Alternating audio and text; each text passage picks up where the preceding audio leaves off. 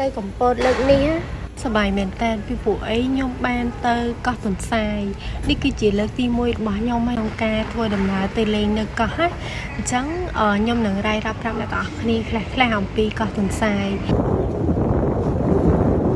ជាដំបូងយើងត្រូវទិញសំបុត្រថ្លៃទូកទាំងទៅទាំងមកគឺតម្លៃក្នុងមួយទូក 100000 រៀលអ្នកទាំងអស់គ្នា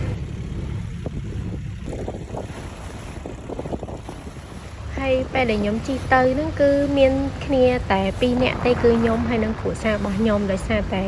ម៉ោងហ្នឹងគឺអត់មានអ្នកផ្សេងគេជិះជាមួយពួកខ្ញុំទេគឺគេទៅអស់ហើយ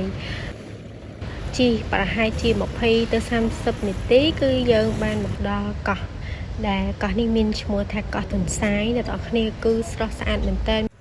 ស័ក្តិសមសម្រាប់ការមកសម្រាកលំហែជាលក្ខណៈគ្រួសារឬក៏ជាមួយនឹងក្រុមការងារ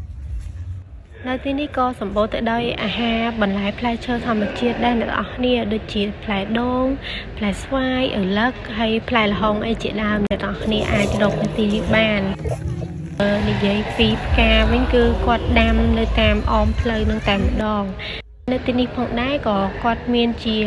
បន្ទប់សម្រាប់យើងជួលស្នាក់នៅដែរអ្នកនរអស់គ្នាខ្ញុំបានសាកសួរគាត់គឺមួយយប់$25ក្នុងមួយបន្ទប់អ្នកទាំងអស់គ្នាកុំភ្លេចមកលេងកោះទន្សាយទាំងអស់គ្នាណាជួបគ្នានៅវីដេអូក្រោយបាយបាយ